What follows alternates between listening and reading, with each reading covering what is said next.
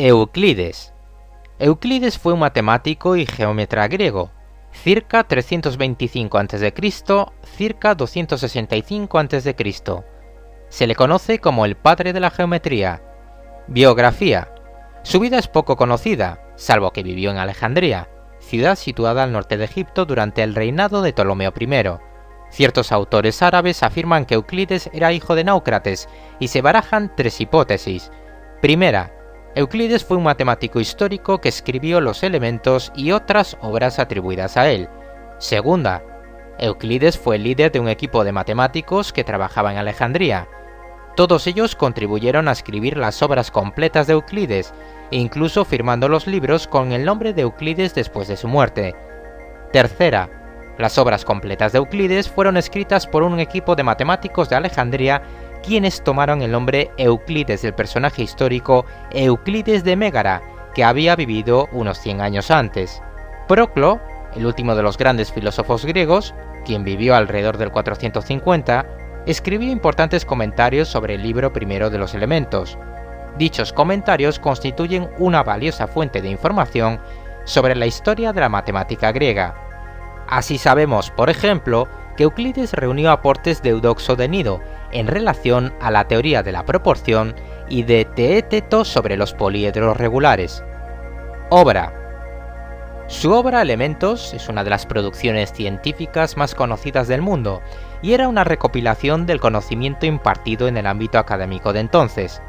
En ella se presenta de manera formal, partiendo únicamente de 5 postulados, el estudio de las propiedades de líneas y planos, círculos y esferas, triángulos y conos, etc., es decir, de las formas regulares.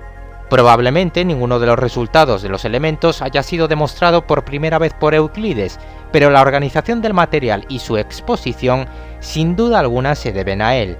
De hecho, hay mucha evidencia de que Euclides usó libros de texto anteriores cuando escribía los elementos, ya que presenta un gran número de definiciones que no son usadas, tales como la de un oblongo, un rombo y un romboide.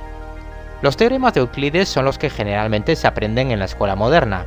Por citar algunos de los más conocidos, la suma de los ángulos interiores de cualquier triángulo es 180 grados, o por ejemplo, en un triángulo rectángulo, el cuadrado de la hipotenusa es igual a la suma de los cuadrados de los catetos, que es el famoso teorema de Pitágoras. En los libros séptimo, octavo y noveno de los Elementos se estudia la teoría de la divisibilidad.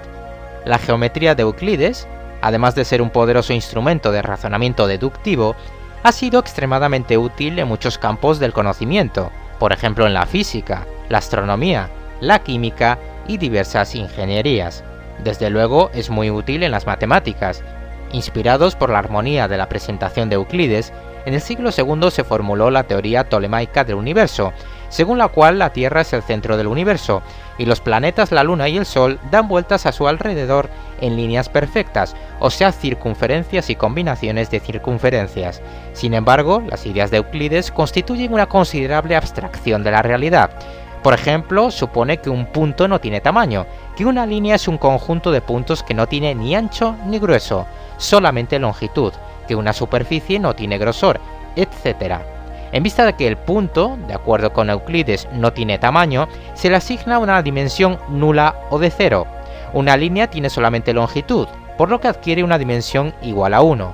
Una superficie no tiene espesor, no tiene altura, por lo que tiene dimensión 2, ancho y largo. Finalmente, un cuerpo sólido, como un cubo, tiene dimensión 3, largo, ancho y alto. Euclides intentó resumir todo el saber matemático en su libro Los Elementos. La geometría de Euclides fue una obra que perduró sin variaciones hasta el siglo XIX. De los axiomas de partida, solamente el de las paralelas parecía menos evidente. Diversos matemáticos intentaron sin éxito prescindir de dicho axioma, intentándolo deducir del resto de axiomas. Pretendieron presentarlo como un teorema, sin lograrlo. Finalmente, algunos autores crearon geometrías nuevas basándose en invalidar o sustituir el axioma de las paralelas, dando origen a las geometrías no euclidianas. Dichas geometrías tienen como característica principal que al cambiar el axioma de las paralelas, los ángulos de un triángulo ya no suman 180 grados. Por último, cabe destacar que el cráter lunar Euclides lleva este nombre en su memoria como reconocimiento.